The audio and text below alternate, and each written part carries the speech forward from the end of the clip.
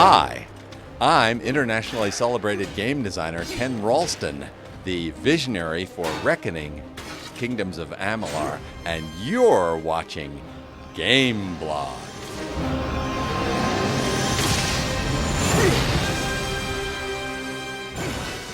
What kind of a game is it and what's its setting? Okay, I'll see what I can do. I may just tell you the answer to the question that you meant to ask.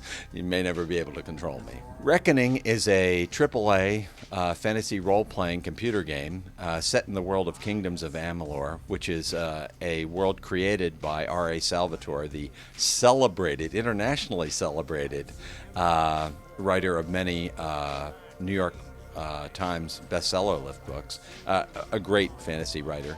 And in this setting, Reckoning is an early chapter of an adventure which will be developed more in massively multiplayer game set in the world of Kingdoms of Amalur, a thing that will be the Age of Copernicus, or called the Copernicus Project. But of course, that's we'll talk about that later when that's ready. But the first game that will come out will be the single-player, massively single-player role-playing game, Reckoning.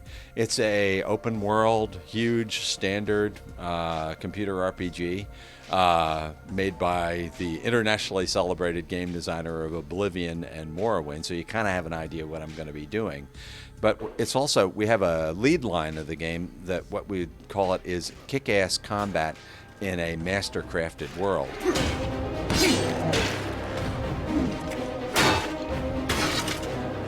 Role-playing games essentially have four components. They have exploration, narrative, they have advancement, and combat. And I've already sucked a lot of the joy out of the world of exploration in some of the games I've already done. And EA happens to be publishing some very fine games that already suck a lot of the joy out of narrative. And then you'd have to say, fairly speaking, that Blizzard has done a pretty good job of doing loot and advancement. And then you come to combat, and then there's a pause. And then you start to say, well, who's done the really good job on that? And then even if you can come up with some examples, of course, they're a lot of fun. They wouldn't be great role-playing games if it didn't have good combat. But you say to yourself, well, they come from a lot of the traditions of strategic Dungeons and Dragons games. They were strategic games. They were hex-based, and they were slow-paced, and they were basically cerebral and abstract. And it turns out that with computer games or console games, the first thought that comes to mind is not cerebral and abstract. And the visionaries that are involved in this game, myself, internationally celebrated game designer Ken Ralston, and then the other two people who are fantasy narrative experts, that's R.A. Salvatore, the New York Times bestseller, and then there's Todd McFarlane, who has modest skills in comic books and narrative storytelling and in the many media arts. And also, he has this idea, that everything should be very visceral. And I know that that's a kind of a buzzword for Todd, and it's true. It's the right word in some way, but I think it's a little too overstated. I just want it to be physical, and I want it to be tactile. And that's my sense that a game that I'm touching is more immersive. And so we decided, of all the things, we've got combat is the most important thing to do, but I have a secret plan, and it's a secret goal, and it's that I'm not even so much interested in the combat. I really just want to move well. And it's because, as a player of role-playing games, I've always wanted to be able to use the tactical opportunities of a physical space to be a winner. I wanted to be able to move to the right place. And it's because it's my thought that your choices in combat, all the choices of whether I'm going to use this spell or that spell or things like that, those are kind of artificial and abstract, but movement is human. And it's used in sports all the time. You're always moving tactically, and you have strategic reasons for moving tactically. And if I could move smoothly from one place to another and then exploit that tactical situation on the battlefield, that would be cool for me. And it turns out having good animations and a good combat system supports that. Oh, who knew? And another thing that made that exciting that I hadn't really expected, and it's partly one of the reasons that Todd McFarlane is such a useful visionary, is he's not a gamer. He he comes innocently and he says something like, I don't want to sound stupid or something, but why are all the animations so bad? And we would say, oh no, they're not bad. Obviously, we're selling these games. Lots of people will love them. It must be good. They're fun, aren't they? And at the end of the day, you have to say, okay, fine. Well, maybe they're not so good. But I would also say at the same time that I wouldn't do it just to be pretty. Now, that makes me a stupid computer game designer because eye candy is valuable in its own right. But I still say, unless there's gameplay value in it, it's not worth the risk and the expense of adding another thing onto the unbearable burden of production of role-playing games. There are too huge, too many systems, too much stuff going on, and to make a open world game, you have to have too much content. You have to build millions of things. So unless there's gameplay involved, I'm not excited. And it turns out that Todd being right that the animations weren't any good, well, that kind of fits into making better combat, because if we go to action games and take a look at what they use systemically, they use, animation, and the frames of animation are significant.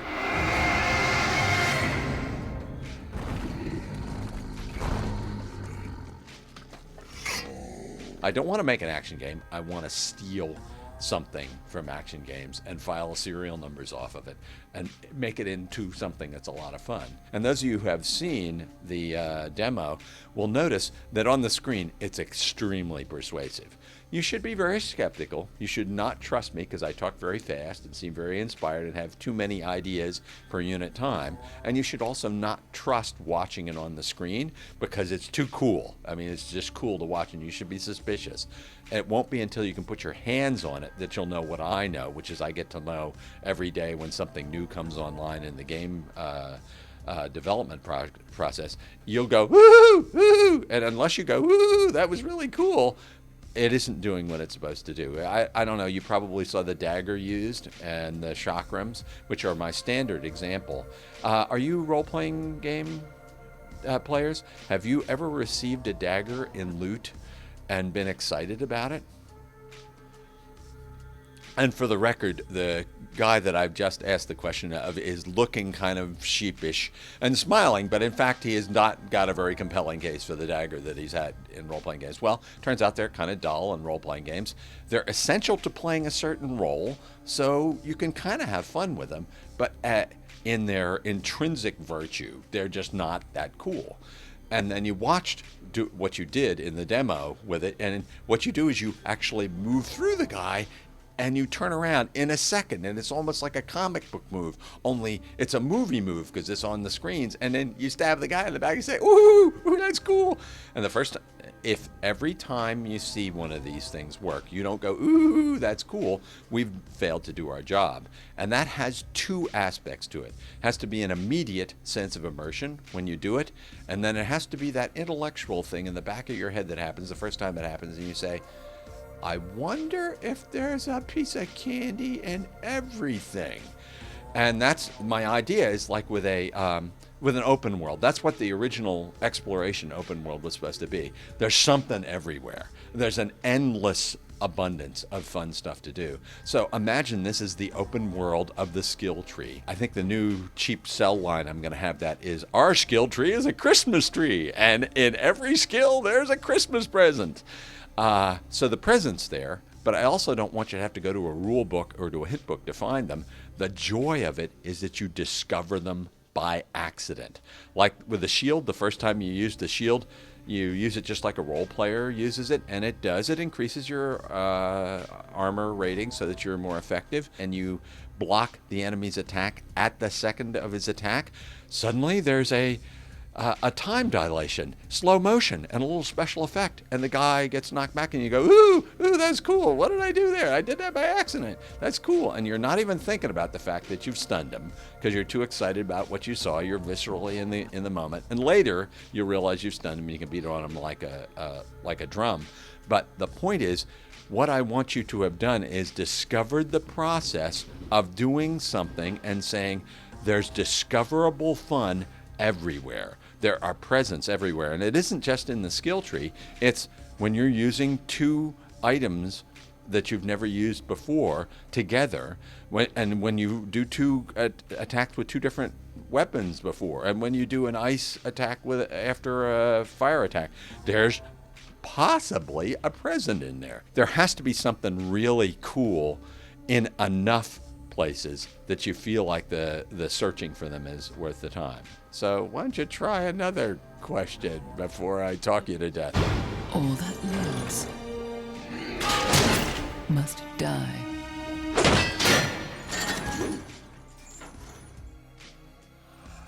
Let me explain to you something that we actually only just realizing today. I've been talking with EA about it, is that role-playing games have a peculiar problem for the press and for marketing in that they have so many systems and so much going on in it that you can't see in a single session all the parts of it. Of course, there's dialogue and NPCs and things like that. And the question you should be asking is not just when I can see them, but when can I touch them? Because you shouldn't trust anything until you can actually touch it. Well, you can see the problem from a communications point of view, from a press point of view, with a role-playing game, proving that we've done all the 4 things we've done. And within each of those 4 things, there are so many subsets. Narrative as dialogue, and then in NPCs, that's partly exploration, a believable world, but it's also AI and how do they act. I mean, all these things.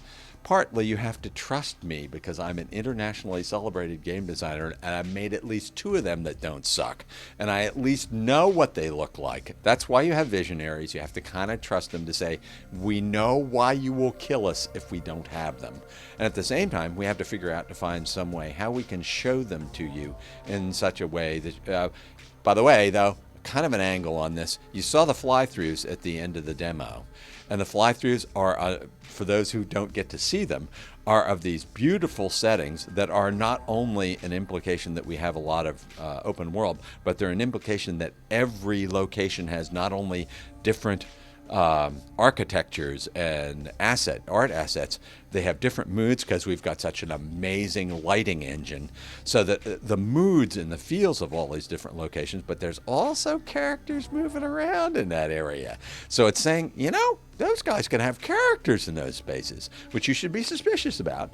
So all of that stuff, we're going to have to find some way to let the press know what those things are. And we're bluffing right now, but you're supposed to trust me a lot.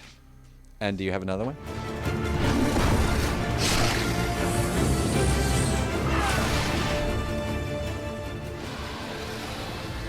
I thank you for comparing me to Peter Molyneux, because I happen to think Populous was the first game that I regarded as the perfect role-playing game, because I loved playing a god who drowned all his people, by bringing the oceans up. But I am in no way as good as Peter Molyneux in many ways, and I'm if I can serve the function of Peter Molyneux, which is a visionary's role, which is to go places which are dangerous, which we don't have any clear idea how to get there, then I would be honored to share that responsibility. And in the same way that, since my job is try to communicate the uncommunicatable, how can you trust me to talk about something that if you can't play, much less see on the screen, but at the same time, that's a job that has to be done, and you as journalists and you as viewers must be skeptical until you get to purchase the games. So thank you very much for your cooperation, and thanks for playing at Gameblog.